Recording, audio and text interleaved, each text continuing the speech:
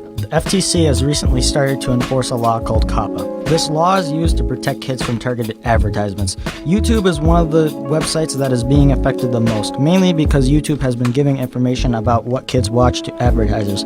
This affects the income of YouTubers that use this website as a job. This may affect people's livelihood and how much they earn on their videos. Many YouTube content creators may struggle because if it's directed towards kids, they're basically losing 80 to 90% income from advertisements. Starting January 6th, YouTube sent out to every content creator saying, starting today, we'll no longer serve personalized ads or support features such as comments, stories, live chat, notification bell, and other on videos designated for kids.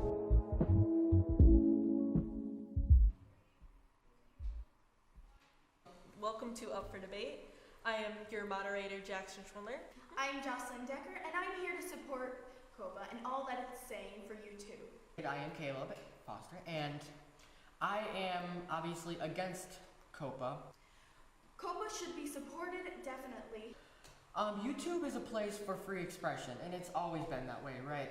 See, it was a break from the mainstream media. People would go to it because you could get a reliable source from average people, not big corporations. So it was a place for a lot of creative expression, as I just mentioned. However, it's suppression is what it is. First question. With your factual evidence and opinion, what does this new guideline, added to YouTube, hold in store for both the company and its content creators? For YouTube as a whole, they'll be fine. They're owned by Google, and profit is something they have enough of. Okay, that's not going to be a problem for the corporation as a whole.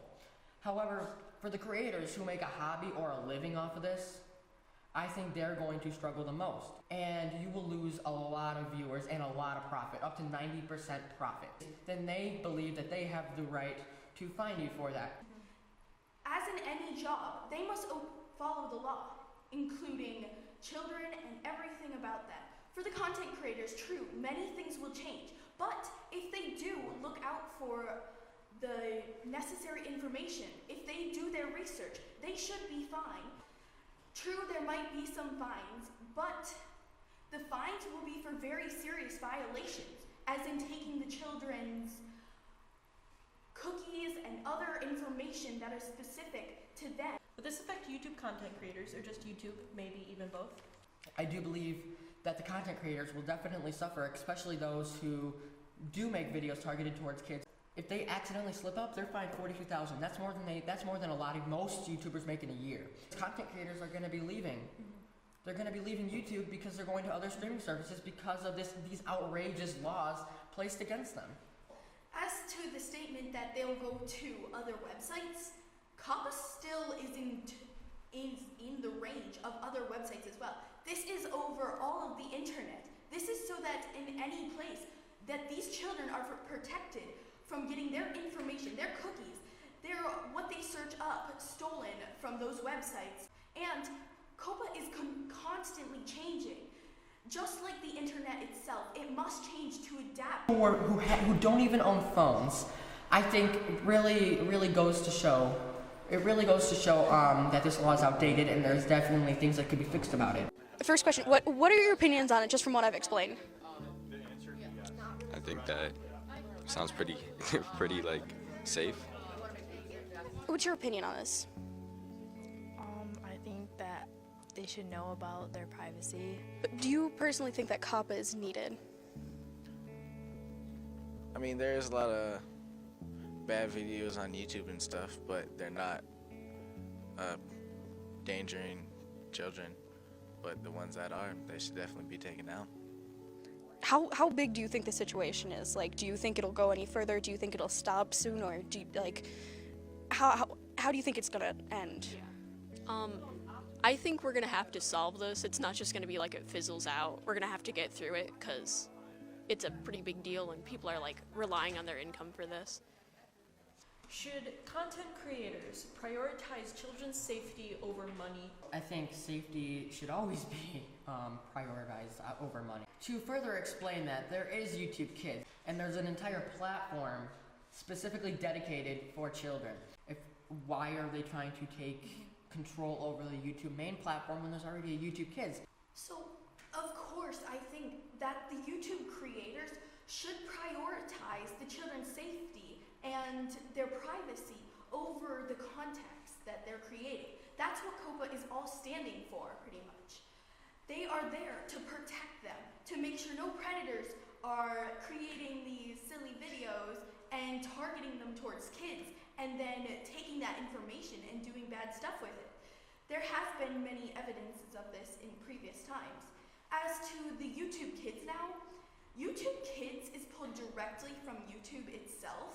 Therefore, it must be uploaded to YouTube prior to being uploaded to YouTube Kids. YouTube has a generated system as well as comment review, as well as human review, to make sure that anything that goes onto YouTube Kids is approved for kids. But therefore saying not all kids under 13 stay on YouTube Kids. It must be downloaded by a parent or guardian, and not all parents are responsible in the way that they will download those for their children. So of course, these creators must be aware of what they're posting. Do you believe they could have figured out another way to restrict certain videos for certain ages and or audiences?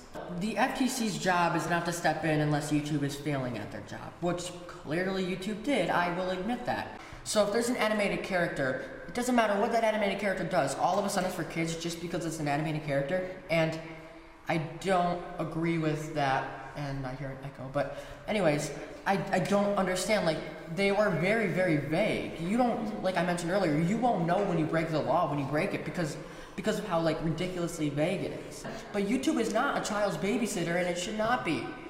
Okay, there should be parenting. And I think that a lot of kids, including like majority of people, I'm going to say, below the age of 13 have lied about their age. There will always be people who don't agree with something that's being said or something that's being done in the community. Just like what the COPPA is doing right now, they're trying their best so that the children can be protected and we can keep the freedoms of YouTube. Of course, there is not great compromise between YouTube and COPPA. There is always that gray area, as you speak of, and that area that is harder.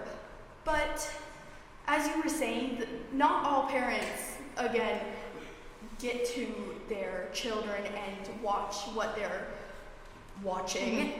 And also, not all kids have parents. Sometimes they have guardians that sometimes those guardians aren't the best guardians as well. And just to come back to the question, I do believe that there are other ways we could compromise to find something better. But as for now, COPPA is doing a good job in protecting children's right and children's privacy. We're gonna have you guys give your closing statements, and then I will leave. Okay, Caleb, could you please give your closing statement? Jocelyn, could you please give your closing statement? Sure, I would love to give a closing statement. Anyways, I believe COPPA is a really important and necessary step taking towards a better community where our children can be protected more than they are currently being protected now. But attacking content creators who are doing nothing more than trying to make a living off of it. Now, of course, there's like sex offenders and predators and stuff on there. But, I mean, they have those everywhere. So I think just to target one specific place that they're at is not right for the FTC. There's other ways of going at this rather than hurting the content creators who've made a living off of this. In my opinion, this is hurting the public expression of the people.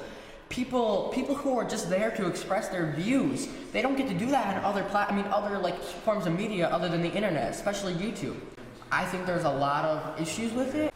Thank you both for debating today. I greatly appreciate the research that you have done. The research you have done today and this week. Wrong hand.